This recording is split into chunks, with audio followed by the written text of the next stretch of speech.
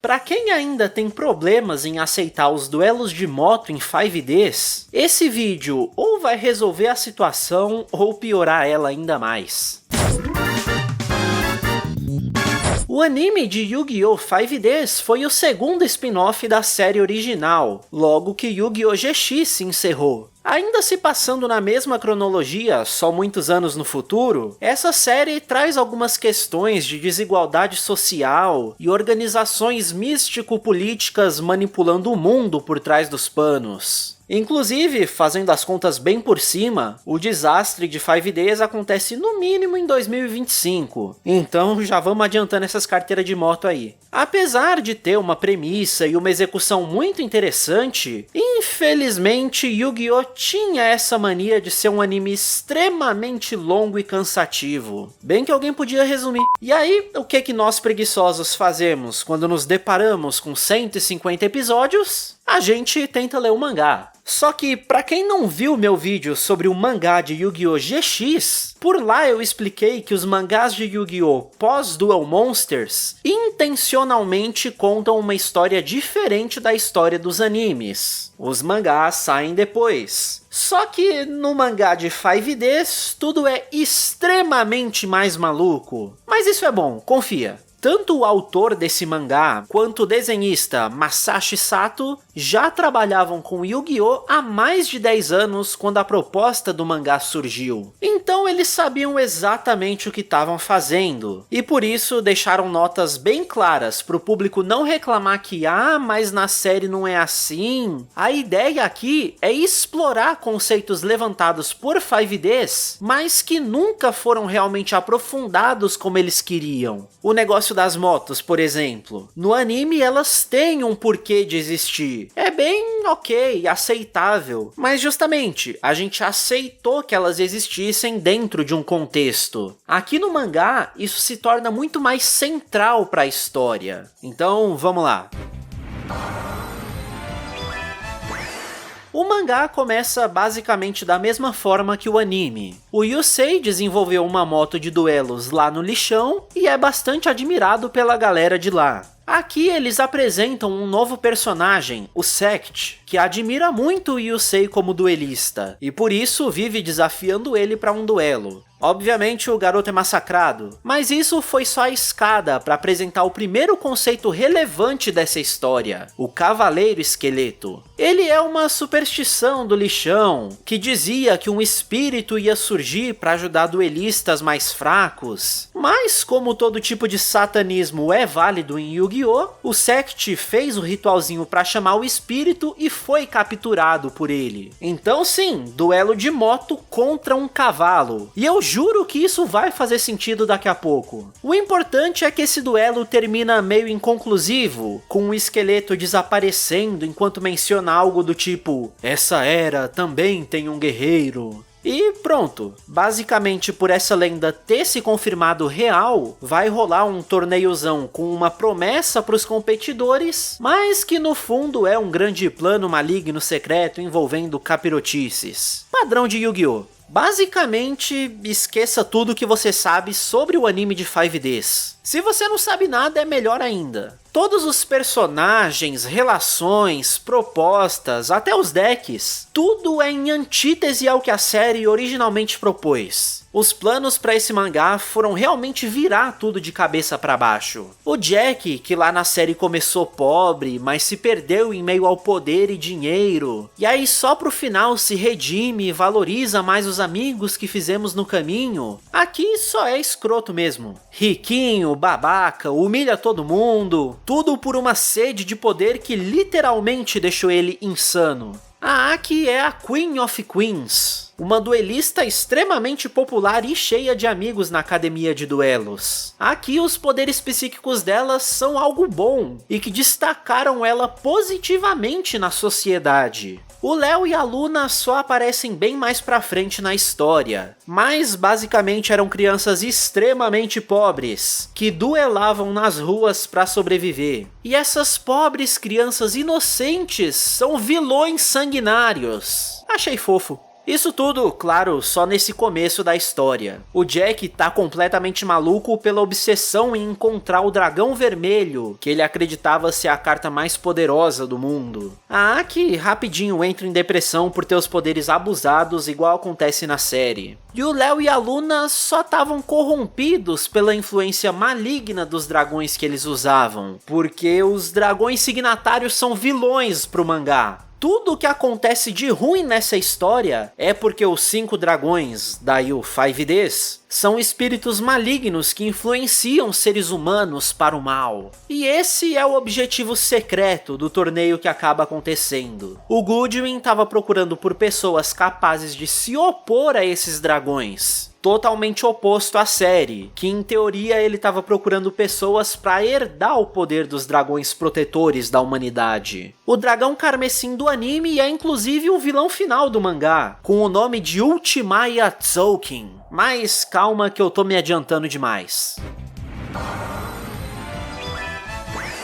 A desculpa pública pro Grand Prix acontecer é porque todo mundo nesse universo tem alguma mágoa com o Jack. E como ele é o rei dos duelos, esse torneio é para coroar o imperador dos duelos. Alguém que ficaria acima do Jack. E aí, basicamente, todo mundo que foi minimamente relevante no anime aparece como competidor genérico do torneio, indo desde bonecos aleatórios que eu nem lembro mais o nome, até uma personagem extremamente importante que marca a abertura e encerramento da última temporada. Essa história é igualitária, aqui é todo mundo lixo descartável e irrelevante. A primeira fase é bem qualquer coisa, são duelos simples e diretos. A segunda fase é bem mais interessante, porque aí começa o show de referência do mangá. É nesse momento que a visão dos autores começa a brilhar para conectar um monte de conceitos que eles querem aproveitar. A segunda fase acontece numa ilha que é claramente a ilha da Academia de Duelos do GX, só que alguns anos no futuro. E isso é só o começo.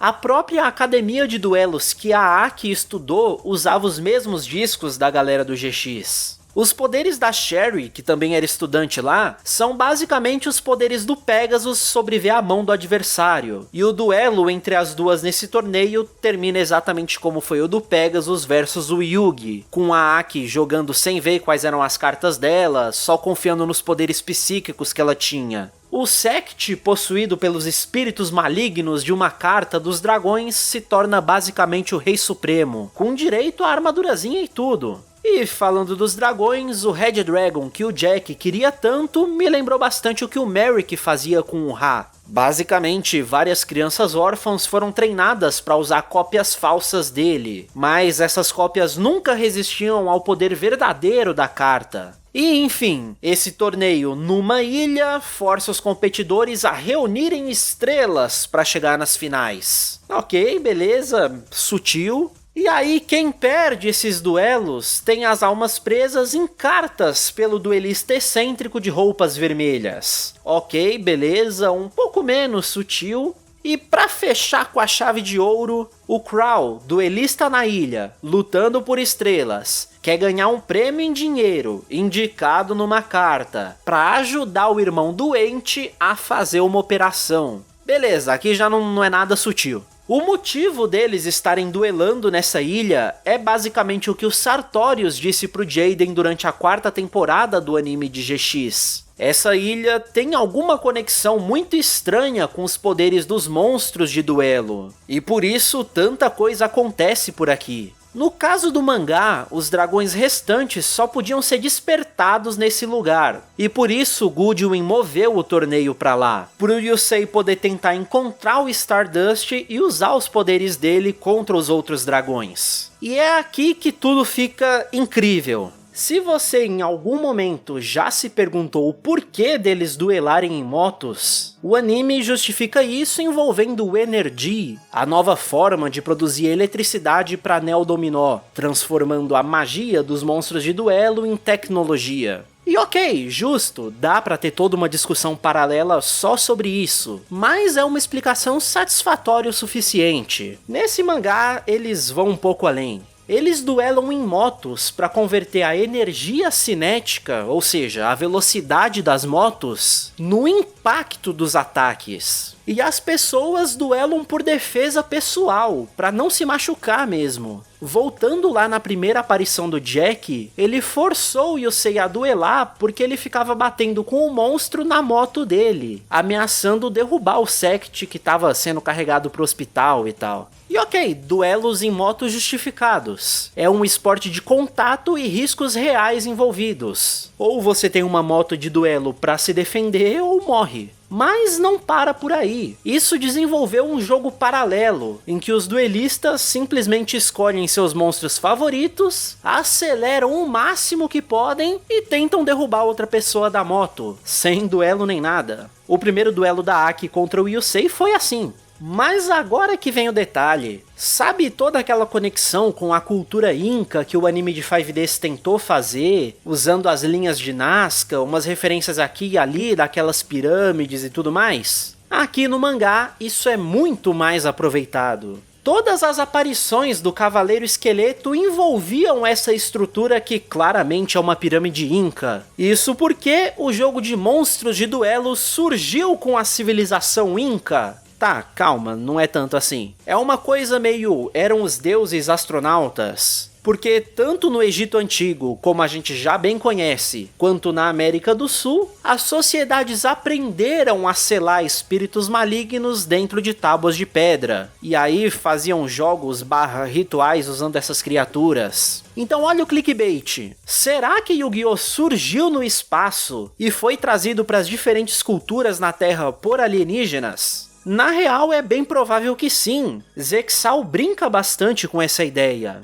É curioso ver essa ligação indireta entre as temporadas, mas enfim. Os Turbo Duels do presente ou futuro usam as motos para converter velocidade em combate, mas no passado eles usavam cavalos para isso. Como para essas cerimônias eles não tinham, digamos, relíquias mágicas das trevas para ajudar eles, a alternativa foi usar velocidade para conter os espíritos de monstro. E isso é incrível. Todo o paralelo com os duelos egípcios abre um universo de possibilidades e teorias em Yu-Gi-Oh! E o artista usou isso muito bem em cada quadro desenhado. Me fala se essa primeira invocação do Stardust não parece o faraó invocando o Slifer no Egito. Foi nesse momento que eu amei esse mangá. Nunca mais eu quero ver ninguém reclamando sobre duelo de moto na minha frente.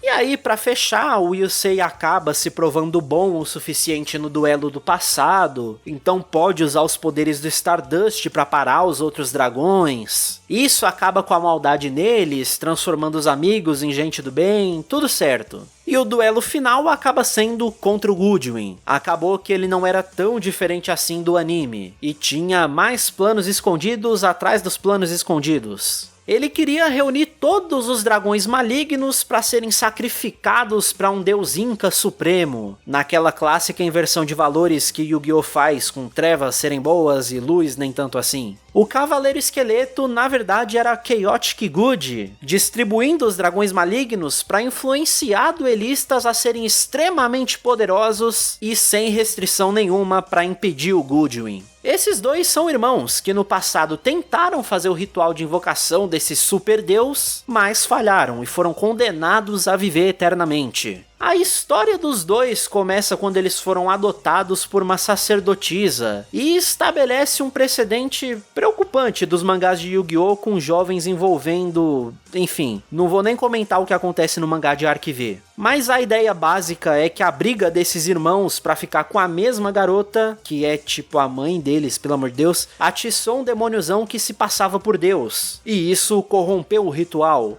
E aí, coisas acontecem, duelos predestinados e Yu-Gi-Oh! Os dois últimos volumes fecham toda a ideia por trás da produção desse mangá. O Yusei desperta o Maximum Sense, que é equivalente ao Clear Mind do anime. E o legal é que como esses dragões não são exatamente os mesmos do anime, o plot twist ficou em considerar que o Stardust sempre foi diferente dos outros. Ele sempre teve o poder para unir forças para o bem, ou seja, ele era um Synchrotunner para fazer um Axel Synchro. futuro. O autor comenta que ele estava guardando esse segredo, mas não sabia em que momento da história usar. Ele só queria evitar aquele sentimento que o anime teve quando o Yusei imprimiu uma carta no meio do duelo final. Zoado. E olha que maluquice! Como ele derrotou esse deus demônio, ele completou o ritual e teve direito a um desejo realizado. E olha esses quadros do mangá. Ele poderia ser o herói de Satélite, como na primeira temporada do anime, ou o rei do futuro, como na realidade paralela do final do anime, ou então duelar ao lado de duelistas lendários, como no filme do anime. É muito doido imaginar que,